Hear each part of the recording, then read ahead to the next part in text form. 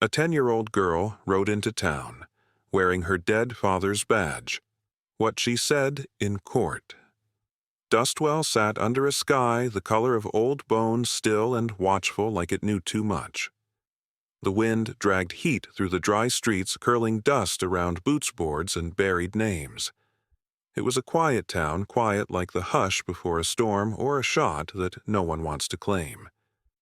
Josie Mae Whitlock, 10 years and 3 weeks old, stood at the edge of her father's grave, holding the star-shaped badge he once wore, like it still meant something.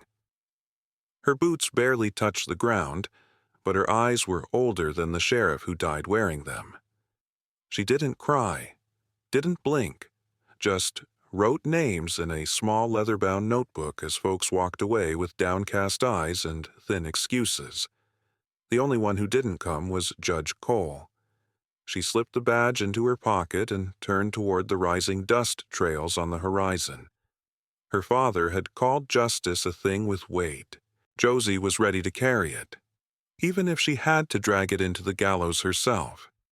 Somewhere out in the dry lands, the man who shot her daddy was still breathing. And Josie. She aimed to change that. Next stop, hell or high water.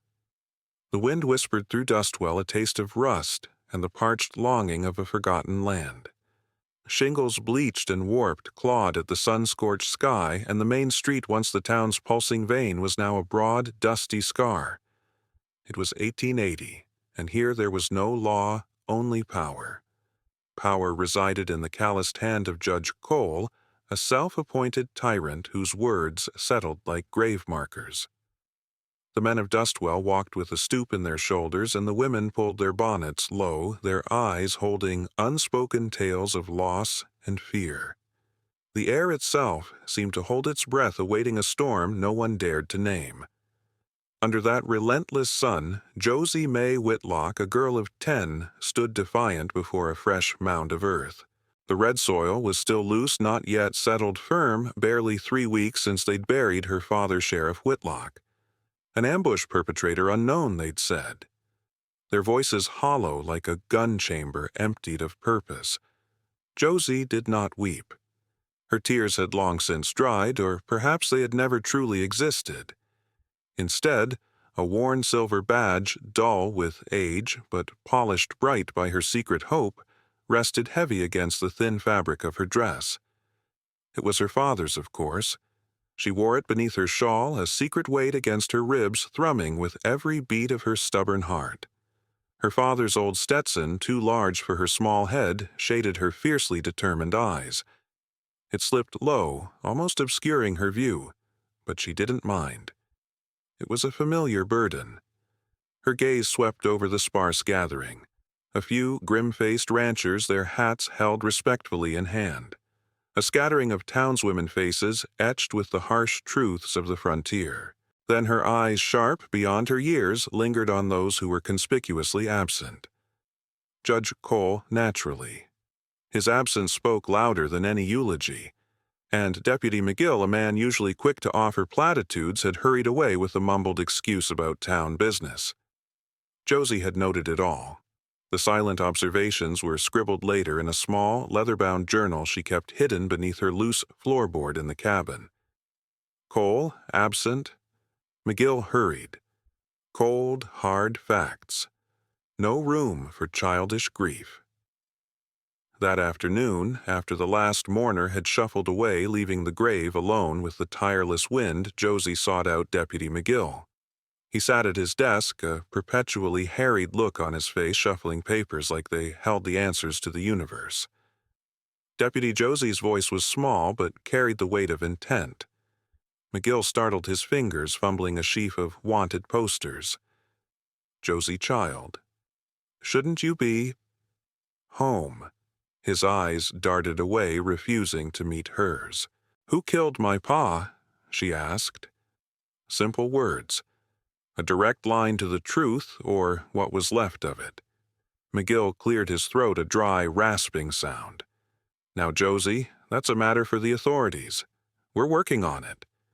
He fidgeted his gaze, drifting to the dusty window, to anywhere but her unwavering stare. an ambush, child. You know that." He sounded tired or perhaps afraid. Josie's lips thinned. She knew it was a lie. The air in the small office felt heavy, suffocating her. She turned her small boots, making barely a sound on the creaking floorboards, and walked out, leaving McGill to his nervous papers. Her next stop was the judge's office, a place of false grandeur with a polished mahogany desk and a mounted buffalo head glaring down from the wall. Judge Cole, a man whose girth strained the buttons of his vest, looked up from a ledger, his face florid and impatient. "What is it, child? I'm a busy man. You know who killed my pa." Josie stated, her voice steady, refusing to waver. Cole's thick eyebrows rose, then lowered in a menacing scowl. "Now see here, girl, that's grown-up business. You leave it to the law." He leaned back his chair, groaning under his weight, a dismissive wave of his hand. "Run along. Play with your dolls." The words, meant to belittle, instead ignited a spark. A fierce, cold resolve bloomed in Josie's chest. They wouldn't tell her, they wouldn't protect her, but they also wouldn't stop her. That night, under the cloak of a moonless sky, Josie Mae Whitlock packed a worn canvas satchel. Inside went her father's journal, a half-eaten loaf of stale bread, a tin canteen, and the heavy silver badge carefully wrapped in a scrap of clean cloth. The last thing she did was leave a note scrawled on a torn page from an old almanac on the rough-hewn kitchen table, "Gone to find the truth." Then, silent as a whisper of dust across the plains, she slipped out into the vast, indifferent night, leaving behind the suffocating shadows of Dustwell. Her journey had begun. The desert swallowed Josie whole. Dawn bled across the horizon, a cruel, mocking brushstroke of orange and violet revealing only endless, undulating waves of red sand. The wind, relentless and hot, tasted of fine grit and ancient secrets whipping around her, tugging at the oversized Stetson that threatened to fly away. Every step was a battle against the shifting earth, her small boots sinking, pulling, demanding more from her already weary limbs. The canteen, once her lifeline, felt lighter now, its sloshing comfort a fading memory. She was alone, utterly and terrifyingly alone, a tiny speck against the vast indifference of the Wild West. Her fear, a cold serpent, coiled in her belly, but she pressed on. Pa wouldn't have stopped. By midday, the sun was a hammer beating down on her skull. Mirages shimmered on the distant dunes, teasing with false promises of water of life. Her throat was a raw, aching canyon. Her vision blurred at the edges, the world swaying like a drunken cowboy. She stumbled, fell to her knees, the impact sending a jolt of pain up her shins. Tears pricked at her eyes, hot and useless, threatening to spill. But she clenched her jaw. Not here, not now. Then a movement. A distant ripple in the heat haze, a group of figures, too many, coalescing from the shimmering air. Riders. Her heart hammered against her ribs, a wild drumbeat of panic. They were coming fast, a cloud of dust rising behind them like a hungry ghost. She tried to scramble up, but her legs were lead. Thieves. They'll take what little I have. A rough voice, distorted by the wind, reached her. "Little runaway, thought you could steal our horses, did ya?" Just as despair threatened to consume her, a sharp crack rent the air, not from the approaching riders, but from somewhere close above her. The sound was deafening, a whip crack of thunder in the silent desert. A cloud of dust erupted a few feet in front of the leading horse, making it rear violently. The riders cursed, pulling on their reins, their formation breaking. Another shot, this one closer, whistled past the ear of the man who'd shouted at her. This wasn't a warning. It was a promise. From a shadowed cleft in the red rocks above, a figure emerged. Tall, gaunt, a silhouette against the brutal sun. A rifle, glinting dully, was held with practiced ease. The man was a specter, his beard wild and untamed hair long and matted. An outlaw, her mind screamed, a legend from the whispered tales. The riders, sensing the unspoken threat, hesitated, then turned their horses, vanishing as quickly as they had appeared, swallowed by the shimmering heat. The man descended slowly, his movements fluid, despite a slight limp his eyes when she could finally discern them dark and piercing. Clint Rourke. The name a cold echo from a wanted poster she'd seen once flashed in her mind. He smelled of wood smoke and dust and something wild, untamed. He didn't offer a hand as she struggled to her feet, just watched, unreadable. "You're lost." His voice was a low rasp like pebbles shifting in a dry creek bed. A statement, not a question. "I'm finding the truth," Josie retorted, her voice raspy from thirst but still defiant. She clutched her satchel tighter, her hand brushing against the journal. The leather-bound book seemed to thrum under her fingers, a silent invitation. She pulled it out almost unconsciously and held it up. My Pa's Journal, Sheriff Whitlock. Clint Rourke's eyes, which had been as flat and cold as river stones, flickered. A ghost of something recognition pain crossed his face, then vanished. He took a hesitant step closer, his gaze fixed on the leather binding. He reached out, his calloused fingers brushing the worn cover. A sudden shared memory hung in the air between them, thick and potent. Josie, emboldened by the subtle shift, pressed on. "You knew him, from the army." She searched his face, seeing the flicker of a younger man in the hard lines around his mouth. A spark of connection, fragile as a spider web, began to stretch between them. "I saw a picture. You were with him." Clint didn't deny it. He just stared at the journal, his silence a heavy cloak. Josie didn't ask for help. She demanded it with the fierce certainty only a child with nothing left to lose could possess. "You're going to help me. You're going to take me back to Dustwell, to find out who killed him." His eyes finally met hers, a storm brewing in their depths. The silence stretched long and tense until he let out a slow, tired sigh. He was a wanted man, long past caring about justice, yet the ghost of Sheriff Whitlock, embodied in this stubborn child, stirred something within him. Later, as they walked through the deepening shadows of the canyon, Josie watched him. He moved like a shadow himself, his presence both unnerving and strangely comforting. He seemed to know nothing about children, offering no words of comfort, no gentle inquiries. Yet he kept an eagle eye on the horizon, his rifle ever ready. He was a man of the wilderness, and she, a girl of the towns, knew nothing of his ways. But as the sun dipped below the jagged peaks painting the sky in fiery hues, she felt a small, unfamiliar shift inside her. A fragile alliance had begun, born not of trust, but of necessity. As the first stars pricked the indigo canvas of the sky, Josie pulled out her father's journal again.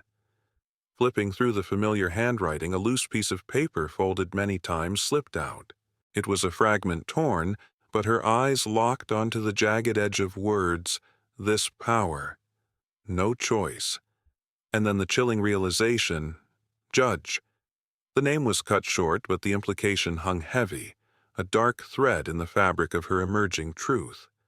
The wind, once a nameless whisper, now seemed to carry a chilling echo. The sky wept. Not a gentle cleansing rain, but a sudden violent deluge that ripped across the red earth, turning dust to clinging mud and etching temporary rivers into the canyon floor. Josie and Clint had barely made it to a dilapidated horse, shed its timbers, groaning under the assault before the heavens truly opened. Inside, the air hung thick with the scent of damp earth and decay, a chill seeping into Josie's bones despite the oppressive heat of the day. Thunder rumbled like distant cannons, shaking the very ground beneath her feet. Clint, silent as ever, hunkered down by a collapsed stall, his eyes scanning the gaps in the warped planks, ever vigilant. He seemed to blend with the shadows, a creature of the wild.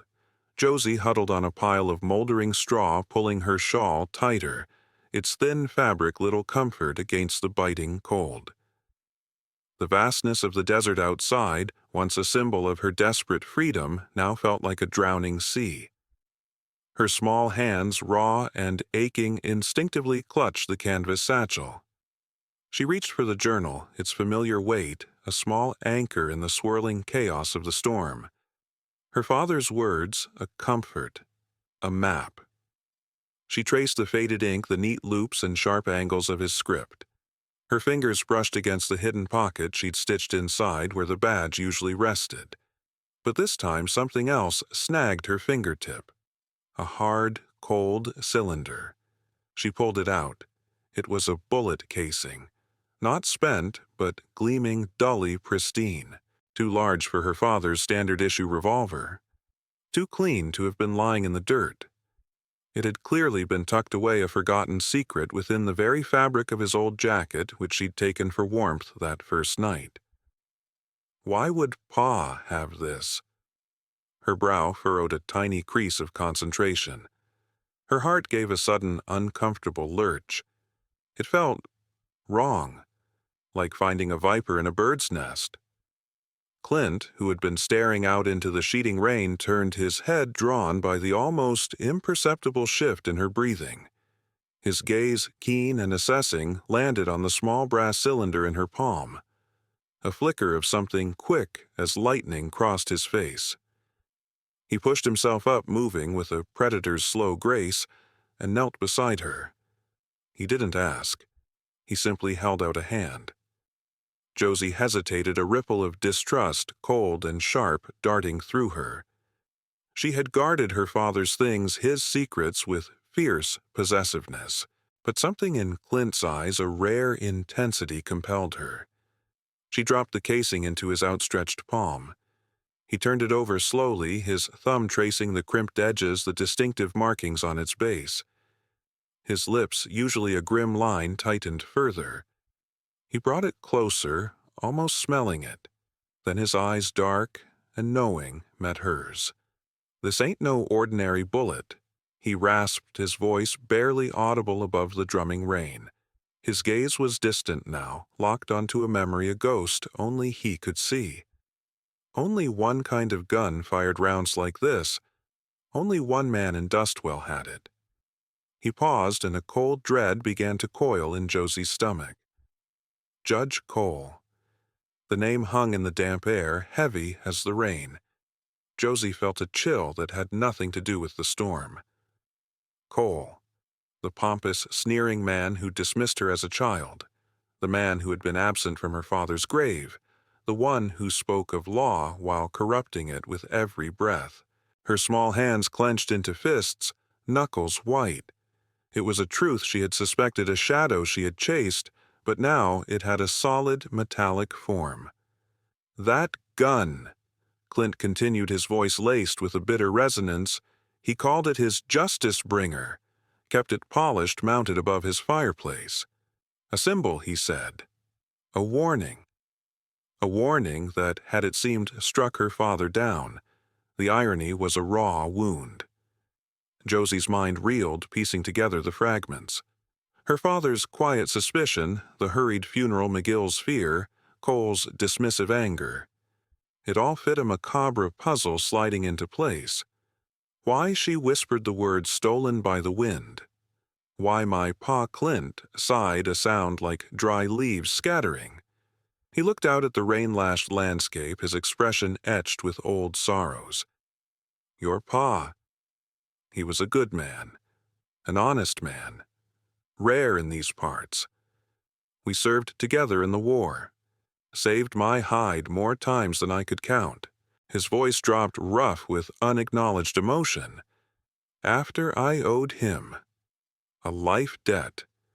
He shifted his gaze, returning to the bullet casing, then to Josie's fierce young face. There was a land dispute. A farmer, honest as the day is long, tried to keep his claim. Cole, he wanted that land. Had his hooks in it. Your Pa, Sheriff Whitlock. He stood with the farmer, tried to do right. A shadow passed over Clint's face, a flicker of remembered shame. Cole handled it. The farmer, he confessed to something he didn't do. Went to the calaboose. Your Pa couldn't prove a thing. Said Cole was like a rattler in the tall grass. Hidden. Josie felt a cold fury ignite in her chest. And you, Her voice was sharper than she intended, edged with a child's cutting disappointment. "You knew this. You knew Cole was a snake, and you did nothing when he killed my pa. You just let him die." The words were a torrent unleashed from a dam of suppressed grief. "You owed him. You said so." Clint flinched as if struck. His jaw tightened, a muscle jumping in his cheek. He looked away, his silence a wall between them. The shame, thick and palpable, radiating from him was almost a physical presence. He was a man accustomed to solitude, to the quiet penance of his own making. He had vowed to stay clear of the law of society after his own troubled past. He had owed Whitlock a life debt, yes, but that debt he thought was fulfilled by simple survival, by staying out of trouble. Now that debt had a name, a small, defiant face, and a piercing gaze that stripped away all his defenses. He rose, pushing the bullet casing back into Josie's hand, his touch firm. His eyes, though still guarded, held a new, unyielding light. "We're going back," he rasped, the decision made irrevocable. "Not the main road. There's a way. An old tunnel leads right into the archives beneath the town hall." The rain continued to fall, washing the dust clean, but Josie knew some stains ran deeper than water. A new path, a dangerous path. And for the first time she wasn't entirely alone. The tunnel was a maw breathing cold, damp air that smelled of earth and forgotten things. Josie, clutching the small, sputtering lantern Clint handed her, felt the weight of the darkness press in. Every shadow seemed to stretch and writhe, morphing into the monstrous shapes of her fear. Clint moved ahead, his broad shoulders a reassuring, if silent, bulwark against the unknown. He led them through a labyrinth of cramped passages, his knowledge of these hidden veins beneath Dustwell as intimate as the lines on his own weathered hands. The further they went, the more the silence thickened, broken only by the drip of water and the scud of unseen creatures. A cold, damp breath on her neck. Finally, a faint sliver of light pierced the gloom ahead. A rough-hewn wooden door, almost swallowed by the earth, stood ajar. Clint pushed it open wider, revealing a narrow set of crumbling stone steps. Above, through a dusty barred window, the weak light of dawn filtered in illuminating shelves piled high with yellowed ledgers and brittle scrolls. The town archives, the heart of Dustwell's documented secrets. The air inside was thick with the scent of old paper, and dust motes danced in the slivers of light. Josie, her heart a frantic bird in her chest, began to search. She pulled down ledger after ledger, their covers rough against her fingers, sending clouds of fine dust into the air. Clint watched, his expression unreadable, occasionally pointing to a stack or a shelf with a grunt. Hours bled into one another, the silence broken only by the rustle of paper and the occasional frustrated sigh from Josie. Her eyes burned, scanning faded script, searching for her father's name, for anything that might lead them closer to the truth. Then she found it. Tucked away on a bottom shelf, hidden beneath a stack of old land deeds, was a file marked simply Whitlock S. Her breath hitched.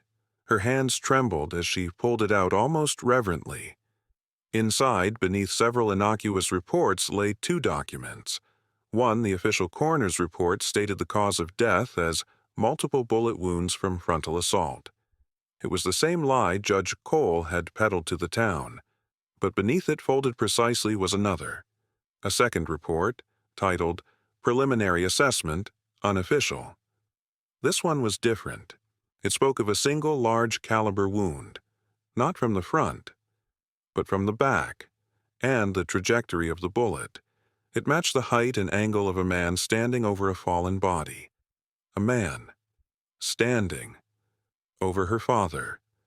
Her blood ran cold. The implications were a searing brand. Judge Cole. He had stood beside her father's body that day. He had offered condolences. A serpent in the grass. A sudden clang echoed through the archives. Footsteps, heavy, approaching. Clint moved instantly, shoving Josie behind a stack of crates, his body a shield. "Someone's coming." His voice was a low growl. A key scraped in the outer lock, and the door creaked open. A shadow filled the doorway. It was Cole. Judge Cole himself, his bulk framed by the growing light from outside. He carried a fresh stack of documents, his face already red with the new day's grievances. He paused, sniffing the air. Damn, dust! His eyes, sharp and suspicious, darted around the room. Clint stood utterly still, his rifle held loosely ready. Josie, pressed against the cold crates, could feel her heart pounding a frantic rhythm against her ribs. She clutched the two reports, the truth and the lie, like a shield and a sword.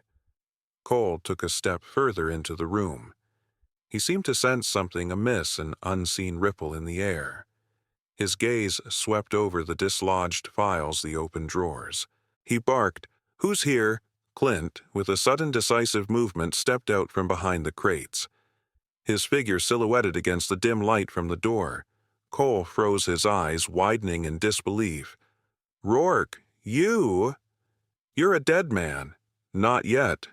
Clint rasped his voice, cutting through the tension. He didn't raise his rifle, but the silent threat was palpable. "And neither is justice." Josie, clutching the reports, emerged from behind Clint.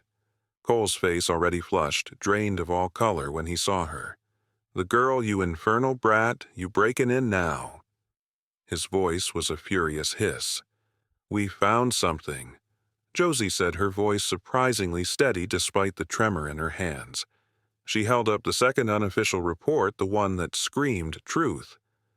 Cole's gaze darted to it, his eyes narrowing in a mixture of fear and rage. Just then, muffled voices. Then, the clip-clop of horses drifted in from outside. The town bell began to toll a slow, heavy clang. It was the signal for the town meeting, the one where Cole planned to officially name Deputy McGill as the new sheriff. Perfect timing. Clint looked at Josie. A silent question passed between them. "Are you ready?" Her small chin lifted. "Yes." "Come on," Clint commanded, his eyes still locked on Cole, who stood sputtering, caught between his shock and his mounting fury. Clint grabbed Cole by the arm, twisting it, forcing him forward. "You're coming with us." They emerged from the dark, musty archives into the bustling town square, where the morning sun, now higher, cast long shadows. A crowd had already gathered, drawn by the sound of the bell, their faces upturned, expectant. Deputy McGill stood nervously beside the empty platform where Cole was meant to deliver his address. A gasp rippled through the crowd as Clint Rourke, the legendary outlaw, appeared, dragging a furious and disheveled Judge Cole by the arm. But it was Josie who truly commanded their attention. She walked beside Clint, small but resolute, her father's oversized Stetson still perched on her head, and in her hand she held the damning documents. The silver badge pinned beneath her shawl felt like a burning ember against her heart. She stepped forward, pulling free from Clint's protective arm, and walked directly to the platform. She climbed the steps, her small frame dwarfed by the empty space, and laid the two reports, the official lie and the unofficial truth, and the cold bullet casing on the podium right where Cole's speech was meant to be. The metallic clink of the casing echoed in the suddenly silent square. Cole, red-faced and enraged, finally broke free from Clint's grip. "This is an outrage, an abomination. Arrest them. Arrest them both for incitement, for breaking, and entering." He bellowed, his voice booming across the square, but it was hollow. The townsfolk, their murmurs growing louder, their eyes fixed on the documents, then on Josie's resolute face, then on Cole's panicked fury, had already begun to put the pieces together. The seeds of doubt, long planted, now began to sprout. A low growl rumbled through the square, not of thunder, but of human voices. The murmur of the townsfolk, once a hesitant whisper, swelled into a tide of discontent, a wave crashing against the polished facade of the courthouse. Judge Cole's face, a mottled purple, now contorted with rage and desperation. "Seize them by my authority, seize them now!" he shrieked, pointing a trembling accusatory finger at Clint and Josie. Two of Cole's cronies, burly men with sullen eyes, moved forward, their boots crunching on the gravel. Clint, ever vigilant, tensed. His hand, quick as a striking rattler, went to his hip, but before he could draw, one of the men lunged a rough, calloused fist, catching him squarely on the jaw. Clint staggered back, a grunt escaping his lips, his head snapping to the side. The rifle clattered to the ground. The second man moved in, delivering a brutal kick to Clint's side as he fell, sending a cloud of dust into the air. Josie gasped a sharp, choked sound of pure terror. Her protector, her silent guardian, was down. The sight of Clint, lying sprawled and vulnerable, ignited a new, fierce heat in her. Not fear, not sorrow, but a raw, unyielding fury that scorched through her veins. She glanced at the crumpled reports on the podium, at the dull glint of the bullet casing. The truth lay there, stark and undeniable, but it was being trampled underfoot. Cole, emboldened by Clint's fall, stepped forward, his eyes gleaming with malicious triumph. See, a common ruffian, a lawbreaker, and this child a puppet in his hands. He gestured at Josie, his voice booming, trying to reclaim control. But his words rang hollow. The crowd, though momentarily stunned by the sudden violence, was stirring. They had seen the reports. They had seen Cole's panic.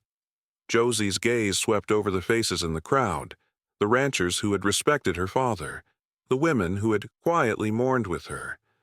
Their expressions were a mixture of fear, confusion, and a burgeoning anger. This wasn't about her anymore. This was about them, about every suppressed truth, every injustice endured in silence. She took a slow, deliberate step forward, her small boots finding purchase on the rough-hewn planks of the podium. Her voice, thin at first, found strength rising above the murmurs cutting through the heavy air. If a man like my pa, honest as the morning sun, isn't called justice— Her voice cracked, but she pushed through, finding a new well of courage. Then I will be it. The words, though simple, landed with the force of a hammer blow. A sudden, almost magical silence fell over the square. All eyes wide and disbelieving turned to her. Judge Cole stared, his mouth agape. Then, from the edge of the platform, a figure moved. Deputy McGill. He had been standing rigid, pale, his hands clasped tightly, a study in quiet desperation. But as Josie's words hung in the air, something in him snapped. A flicker of resolution, rare and fragile, crossed his face. His hand, trembling slightly, dropped to his holster. With a sudden, decisive motion that shocked everyone, including Cole McGill, drew his revolver.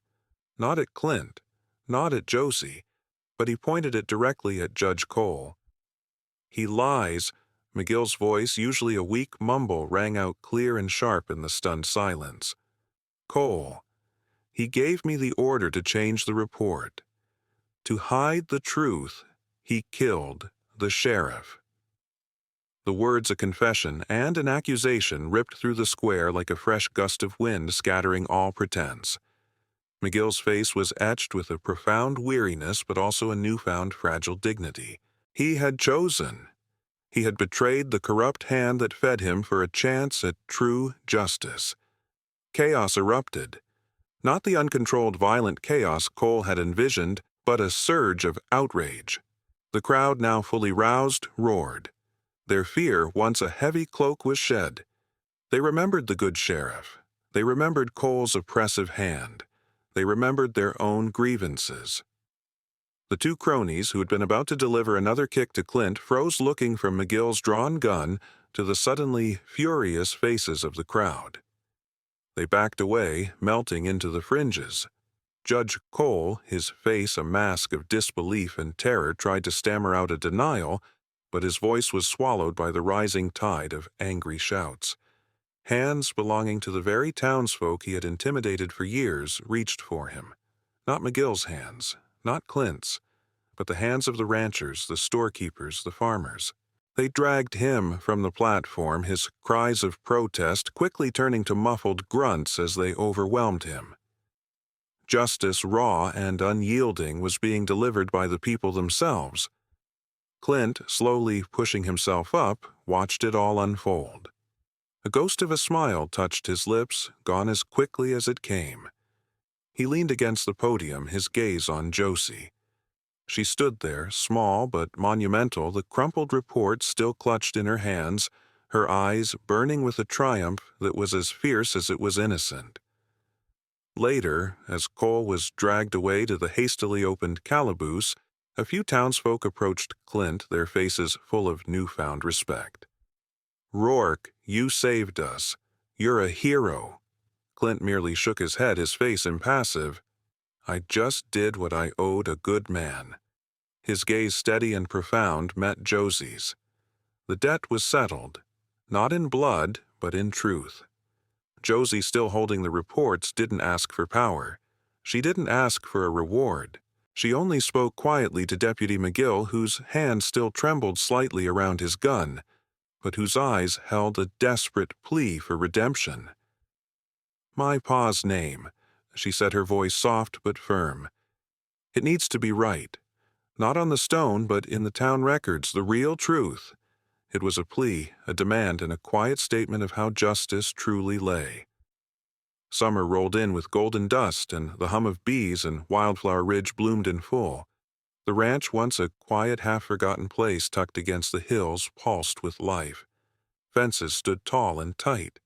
Cattle grazed lazily, and the garden behind the cabin overflowed with lavender, forget-me-nots and daisies, their fragrance drifting on the warm wind.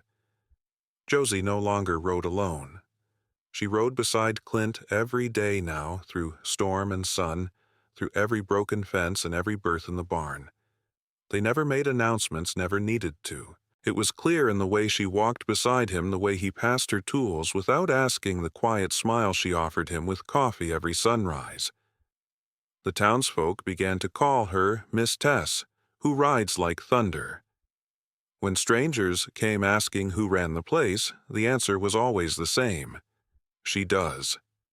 The badge, the newly cast gleaming silver star, never touched Josie's dress. It hung on a single nail above the hearth, catching the firelight, a quiet sentinel. Beside it, on a small worn piece of leather, lay the bullet casing, a reminder not of justice delivered by a symbol, but of truth uncovered by courage. Clint, true to his nature, had left without a word one morning, a silent promise kept. Josie found his note, later tucked beneath her pillow. "You don't need me to protect you anymore. You protect what's right." She opened her father's journal, turning to a fresh page. Her own hand, small but firm, scrawled the final entry: "Justice wears no hat, no boots. It speaks when no one else dares." Of all the stories that ride quiet but strike deep, maybe none lingers like the tale of a girl in her daddy's hat holding a badge too big for her coat and a truth too heavy for grown men to carry. If Josie's stand made your throat tighten, if her silence spoke louder than any bullet ever could, then you found the right trail. What stayed with you most, when she laid her father's badge on the judge's desk, or when the outlaw beside her chose not to run, hit like if her courage rattled something inside and drop a comment with the moment that won't let you go. Next time, on Wild West Echo Stories, we head into darker country, where a woman is chained for healing with herbs and a bounty hunter is hired to burn her alive. But along the trail, the line between myth and mercy starts to blur.